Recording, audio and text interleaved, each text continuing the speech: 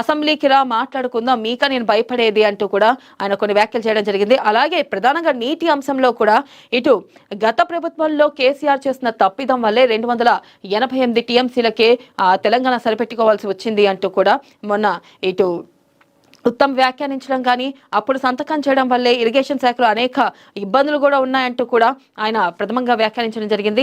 మరి అప్పుడు చేసిన ముఖ్యమంత్రి కారణంగా ఇప్పుడు శాపం అనుభవిస్తున్నామంటూ కూడా మొన్న పొన్నం కూడా మాట్లాడడం జరిగింది. ఈ నేపథ్యంలో చూసుకున్నట్టయితే ఇటు మరొకసారి సీఎం రేవంత్ రెడ్డి కేటీఆర్ కూడా సవాల్ విసిరారు. మీరు మా ఊరికి వస్తారా లేదా నన్నే మీ ఊరికి రమ్మంటారా తేల్చుకుందామంటూ కూడా ఆయన క్లారిటీగా మాట్లాడడం జరిగింది. ఒకవేళ అసెంబ్లీకి వస్తే అసలు ఎలా ఉంటుంది, ఎలా ఉండబోతుంది, నిజంగానే కేసీఆర్ అసెంబ్లీకి వెళ్లే అవకాశం ఉందా? ఈ నెల 29న అసెంబ్లీ సమావేశాలు జరగనున్న నేపథ్యంలో మరి ఆయన అసెంబ్లీకి వస్తారా, చర్చిస్తారా, లేకపోతే మరొకసారి ముఖం చాటేస్తారా, లేదా మరొక 2 నెలల తర్వాత బయటకు వచ్చి ఇదిగో సీఎం రేవంత్ రెడ్డి మీద కేసీఆర్ మరొక రకమైన వ్యాఖ్యలు చేసే అవకాశం ఉందా? ఏదైతే ఇప్పుడు కూడా 2 ఏళ్లు గడిచిన తర్వాత కూడా ప్రజాక్షేత్రంలోకి వచ్చి కేసీఆర్ మాట్లాడకపోవడం, మొన్ననే ప్రజాక్షేత్రంలోకి రావడం, వచ్చిన తర్వాత కూడా ఎన్ని రోజులు ఉంటారో కూడా తెలియకపోవడం ఒక సందిగ్ధంలో ఉంది. ఆయన ఈ విషయాన్ని ఉద్దేశించి సీఎం రేవంత్ రెడ్డి చెప్పడం జరిగింది. మీ పార్టీకి ఉనికి లేదు, మీ పార్టీ ఆల్రెడీ ఎన్నో ఎన్నికల్లో కూడా ప్రజలు ఓడిస్తున్నా అధికారం మాదే అంటూ కూడా వ్యాఖ్యానిస్తున్నారు.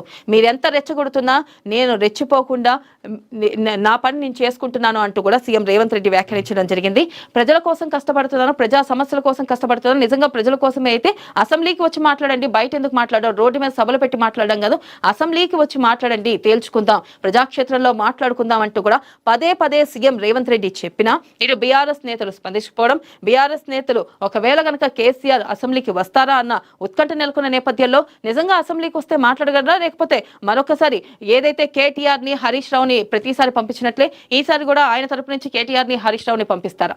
అసలు ఏం జరగబోతుంది? ఒకవేళ రానున్న అసెంబ్లీ ఏదైతే ప్రథమంగా చూసుకున్నట్టయితే ఒకవేళ గనక అసెంబ్లీకి వస్తే మరి ఎలా దీన్ని ఎదుర్కోబోతున్నారు, నిజంగా కేసీఆర్ వచ్చే అవకాశాలు ఉన్నాయా అంటూ కూడా కొంతమేర ప్రజల్లో సందిగ్ధం నెలకొంది. మరొక పక్కన చూస్తున్నట్టయితే సీఎం రేవంత్ రెడ్డి కూడా ఈ మేరకు సవాల్ విసరడం జరిగింది. మరి ఆ సవాల్ని స్వీకరిస్తారా లేదా? ఇటు కేటీఆర్ కూడా ఒకటే చెప్పారు, నువ్వు మా ఊరికి వస్తావా లేదా నన్నే మీ ఊరికి రమ్మంటావా అంటూ కూడా ఆయన ఘాటు వ్యాఖ్యలు చేయడం జరిగింది. మరి దీనిపై కేటీఆర్ కానీ కేసీఆర్ కానీ ఎలా స్పందిస్తారు, ఒకవేళ స్పందిస్తారా లేదా అన్నది కూడా ప్రథమంగా తెలియాల్సి ఉంది. ఒకవేళ గనక సీఎం రేవంత్ రెడ్డి వ్యాఖ్యల మేరకు ఒకవేళ కేసీఆర్ గనక అసెంబ్లీకి వస్తే వాడి వేడి చర్చ జరిగే అవకాశం ఉంది. నిజంగా కేసీఆర్ అంత ధైర్యం చేయగలరా, లేకపోతే తూతు మంత్రంగా 2 మాటలు అనేసి మరొకసారి ఫామ్ హౌస్ కి వెళ్ళిపోయి కూర్చుంటారా అనేది కూడా కొంతమేర సందిగ్ధంలో నెలకొంది. చూద్దాం మరి రానున్న అసెంబ్లీ ఏదైతే సమావేశాల్లో భాగంగా వస్తారా